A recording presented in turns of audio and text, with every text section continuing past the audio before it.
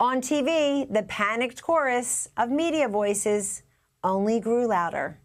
Take a listen. His performance was, I sat there and watched it, and I could not believe it. I said, not only is this a political hydrogen bomb for him and the Democratic Party, what happened? What happened? Is Joe Biden the person who can stop Donald Trump or somebody like Trump who gets the Republican nomination? That's what he's got. He's got to look in the mirror, search his soul, and make that decision. And I wanted to raise that question. I'd like him to think that through carefully because I have my concerns. Here now with reaction, our former RNC chair, Reince Priebus, and former Arkansas Governor Mike Huckabee. Welcome, gentlemen. Governor Huckabee, you know your way around a debate stage. This blaming of staff for Joe Biden presenting as too old, for having the vacant look in his eyes, for allowing numbers to numb his brain. I mean, he could have gotten a doctor's note. They're saying he had a cold. I think if you take away the C, you get more of the answer here. But how do you see this? And do you think people will forget this debate performance and start focusing on the issues or start giving Joe Biden a little bit of grace? I think that there's no one to blame but Joe Biden. As a person who has been on the debate stage, the truth is you can have all these people talking to you and telling you what you ought to do and not ought to do, but you're the one that walks out there. And you also have the right to look at every one of them and tell them to shut up. I don't want to hear any more out of you. And sometimes that is the best thing to do, is to tell all the people who think they know what you should do to just leave you alone and let you go out there and do your thing.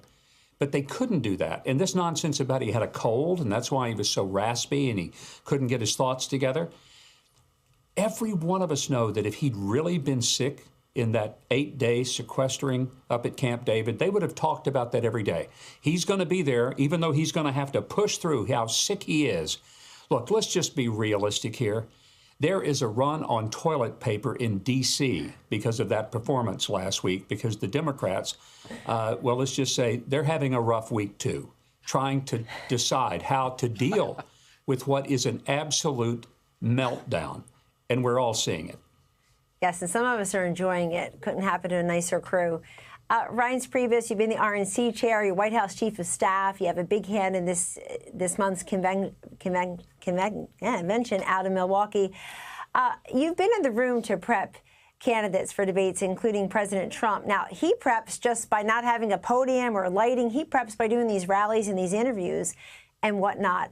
But I'm very curious about the blaming of staff, particularly.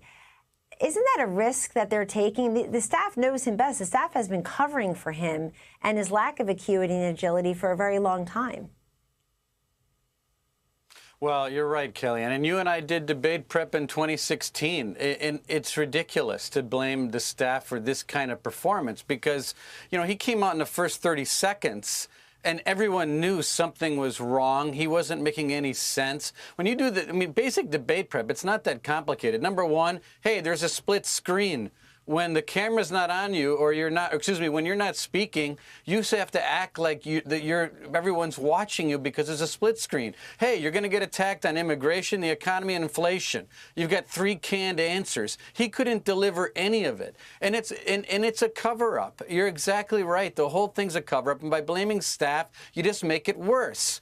And you know these reporters that are talking about he needs to get out, what they really need to do is find out why. I think Bob Woodward, if you kept playing his interview, he said it well, which is, look, this was so impossibly bad that these reporters ought to figure out why was it so bad? What is the real answer? What really is going on with the President of the United States? If Scotty Scheffler shot 120 yesterday, no one would be saying, well, he had a cold, he had a bad day. No, they would be asking the question. And no one is asking this question. What is going on with Joe Biden? Governor Huckabee, we're all scratching our head. We can chuckle a little bit, but the serious point is the world leaders are also watching this. And I'd like your perspective on that. I think you're right. We have to recognize the serious part is that we're not the only ones watching. And we're not the only ones who have been watching. President Xi's been watching. Putin watches. Kim Jong-un watches. They all look at this. I think the reason that they never went into Ukraine when Donald Trump was president, Hamas would never have attempted to overrun and murder and butcher Jewish civilians like they did on October 7th when Donald Trump was president. They were scared to death of him. They just didn't know what he might do, but they feared what he would do. It's why I think we need him again, because the world, whether they respect him or they're just afraid of him, I don't care. I just know they behave better, and we need a world like we had when Donald Trump was president, not the one we have when Joe Biden is president. Yes, people know what they see. Governor Mike Huckabee and Reince Priebus, thank you very much for joining us tonight.